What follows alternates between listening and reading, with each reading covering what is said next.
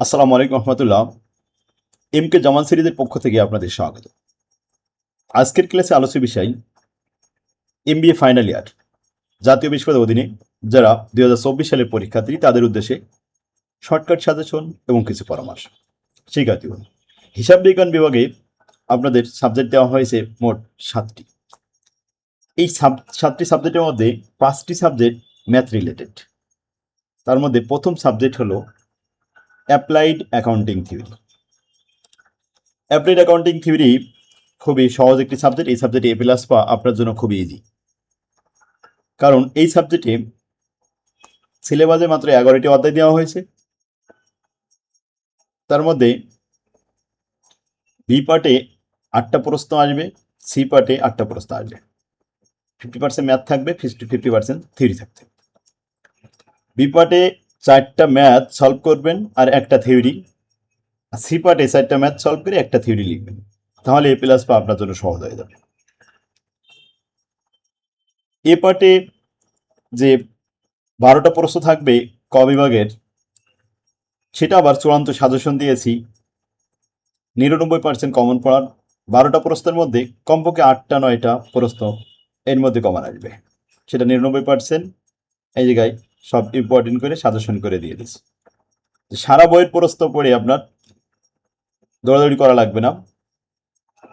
আমার বইয়ের শুরুতেই এরকমভাবে সাজেশন করে দিয়েছি ক বিভাগের জন্য, এ কটা পড়লেই এনাফ। এরপরে আসুন short suggestion. Applied accounting theory 31-25-01, এটার সিলেবাসে 11টা অধ্যায় আছে। এর মধ্যে প্রথম 5টা অধ্যায় থিওরি রিলেটেড। 6 নম্বর অধ্যায় থেকে অঙ্ক শুরু, 6, 7, 8, 9, 10 এই অধ্যায়গুলো অঙ্ক করবেন। যে সমস্ত অধ্যায় থেকে অঙ্ক আসে, প্রতি বছরে প্রশ্ন হয়, সে অধ্যায়গুলো একটু গুরুত্ব বেশি দিতে হবে। প্রতিনিয়ত ক্লাসে আমি আপডেট সাজেশন দিয়ে এই অধ্যায়গুলো প্র্যাকটিস করে আবার মডেল টেস্ট নিব। তখন আপনি আরও পারফেক্ট হয়ে যাবেন, অধ্যায়গুলো আপনার সহজে আয়ত্তে চলে আসবে। প্রত্যেকটা অধ্যায় ফর্মেট আকারে খুব সুন্দরভাবে সাজানো আছে এবং থিওরিগুলো সাবলীল ভাষায় লেখা হয়েছে, যে একবার পড়লে আপনি সহজে নিজে লিখতে পারবেন। অন্যান্য বইগুলো দেখা যায় খুব জটিল ভাষা দিয়ে লিখে মুখস্থ করতে হয়। আমার বই মুখস্থ করা লাগবে না, একবার পড়লে আপনি বুঝবেন যে আসলে কনসেপ্টটা ক্লিয়ার হয়ে যাবে। তো আসুন আমরা চূড়ান্ত সাজেশন দেখে আসি। বি এবং সি পার্ট। বি পার্টে 4 মার্কের যে প্রশ্নগুলো থাকবে, বি পার্ট এবং সি পার্ট একসাথে সাজেশন দিয়েছি। অধ্যায় ভিত্তিক 1 নম্বর অধ্যায়, এখান থেকে আপনি কোন প্রশ্নগুলো পড়বেন।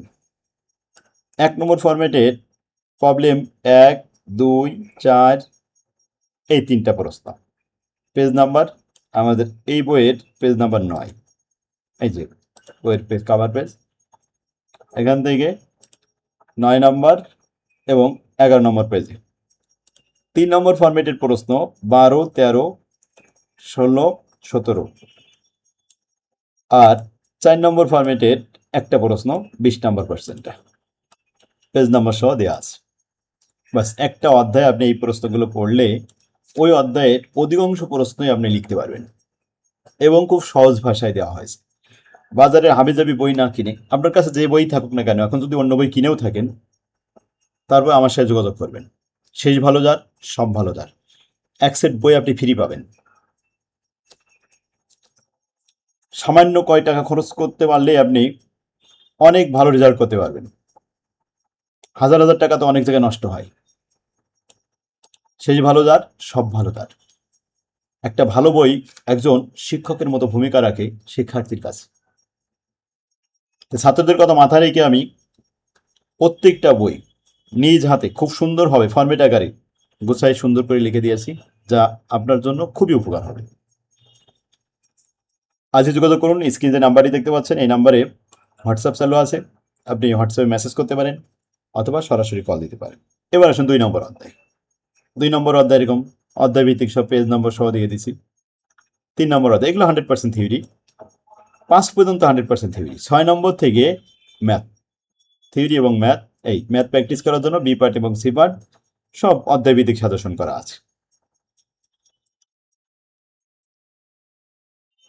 এগুলো সব অধ্যায়ভিত্তিক সাজেশন, টিকাও দেওয়া আছে, ইম্পর্টেন্টগুলো সাজেশন করে দিছি। এই তো শেষ ভালো যাক, সব ভালো যাক। আপনার জীবনের শেষ সার্টিফিকেট হলো MBA ফাইনাল ইয়ার। যদি কোনো কারণে অনার্সে 4 বছর পরে অনার্সে রেজাল্ট যদি খারাপ থাকে, তাও টেনশন করবেন না। মাস্টার্সে যদি রেজাল্ট ভালো করা যায়, তাহলে এটাই আপনার জীবনে কাজে লাগবে। অনার্সে ফার্স্ট ক্লাস হলো কিন্তু মাস্টার্সে খারাপ হয়ে গেল, তাহলে কিন্তু ভালো হবে না। এজন্য মাস্টার্সের রেজাল্টটা সব জায়গায় দেখা হয়। কর্মক্ষেত্রে মাস্টার্স ফাইনাল ইয়ারে যদি কেউ মাস্টার ফার্স্ট ক্লাস পায়, তাহলে সে ফার্স্ট ক্লাস স্টুডেন্ট হিসেবে বিবেচনা করা হয়। পদোন্নতির ক্ষেত্রে তারই অগ্রাধিকার দেওয়া হয়। আমার তৌফিক আল্লাহ বিল্লাহ। আসসালামু আলাইকুম রহমতুল্লাহ।